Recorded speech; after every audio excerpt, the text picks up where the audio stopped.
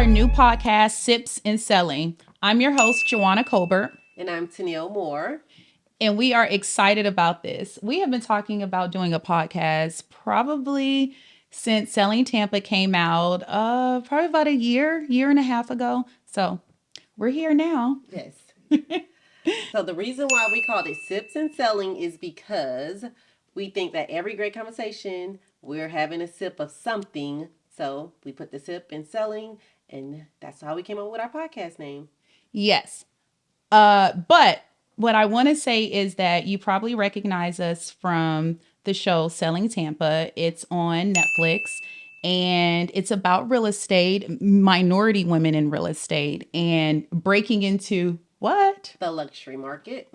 That was a point of contention for a lot of people because they were like, oh, they're not doing luxury real estate. But really, we were breaking into it. We were definitely doing real estate, but we were breaking into the luxury market. And unbeknownst to everybody, we actually did sell a lot of luxury real estate. And guess what? Luxury is relative, right? Yeah. It depends on like the person when it comes to luxury. Like someone may want a ranch with a ton of horses and that's luxury for them. Someone may want a like high rise small condo. That's luxury for them. So it's more of we're trying to break into like $1 million market sphere. Yes. You know. Millions. Millions. Yeah. The bigger the millions, the more the check. Yes. The more the commission. Yes. But we are going to be talking about a lot of things on Sips and Selling. One, we can start off with this, a sip, because like Tennille said, great conversations always have something sipped with them. Yes. And today we are sipping on what most people know as a mimosa. They drink it at brunch, and sometimes people drink it other times of the day, what you think about that? I think it's a lunch, brunch, morning drink. Yeah.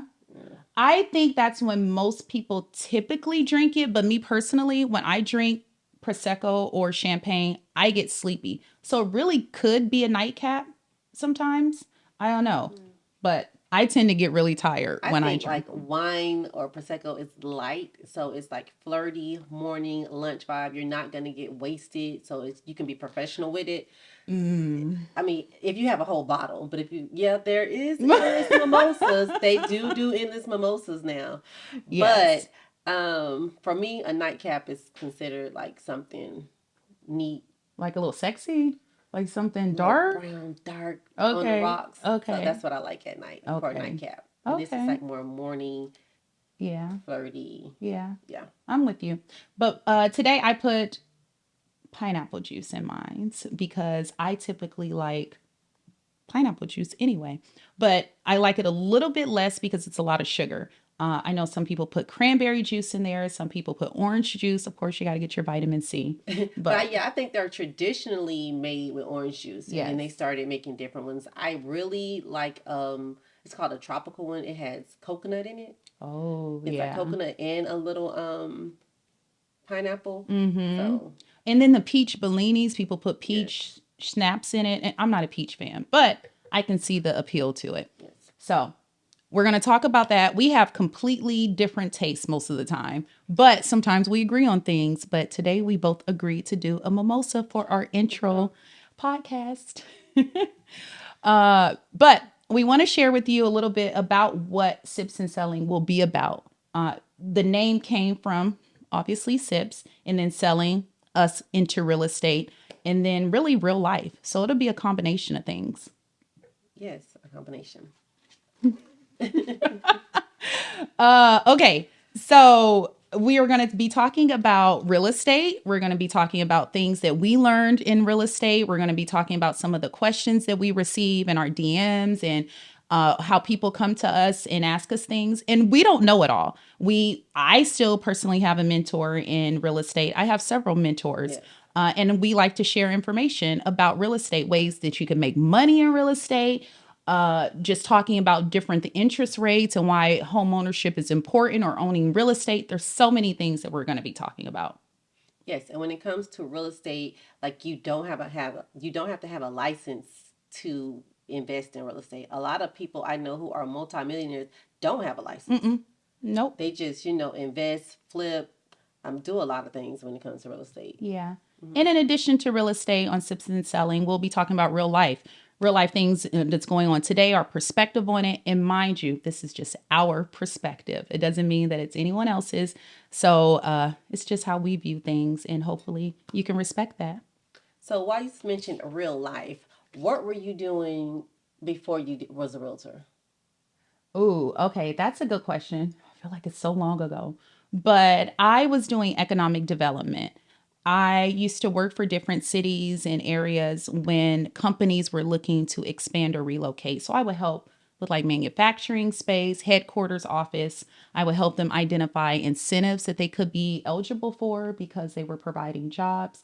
So it all had a real estate component to it, but it wasn't actually real estate. I wasn't able to get a commission for what I was doing. And yes, I was paid decent, but you're kind of, I hate to use the word slave, but you're a slave to their time clock. Like you have to be there from a certain time to a certain time. And I felt that was affecting my quality of life. Even though I did it, I did what I had to do for raising my son. But when I was able to branch out on my own, I definitely did it.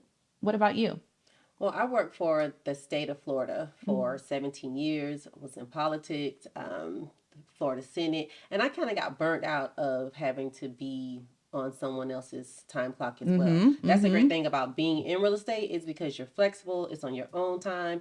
I mean, I do try to cater to my clients as much as possible, Mm-hmm. but you can set boundaries and you are your own boss. And what you put in it is what you get out of it. So when you're doing real estate, I mean, if you're doing overtime and you're like putting all this in, it's for you. You're not making anyone else rich but yourself. Everything you put in it is coming directly back to you.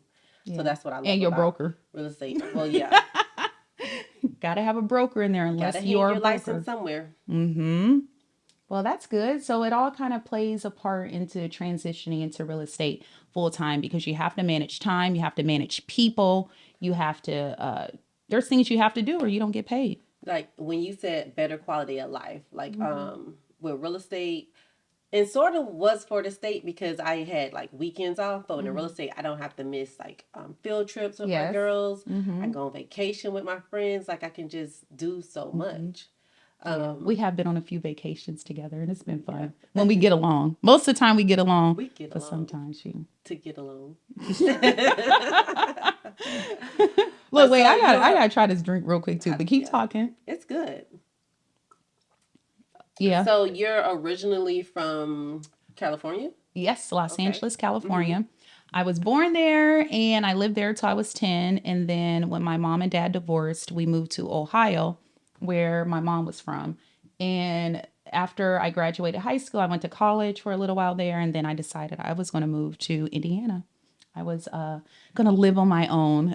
So I lived in Indiana, North Carolina, Texas, and now Florida. Well, no, did I say North Carolina? Yes. Okay, so I lived in North Mm-hmm. Carolina twice and then Florida. What brought you there twice? Two different areas. So I lived in Charlotte, which I accepted a job opportunity there.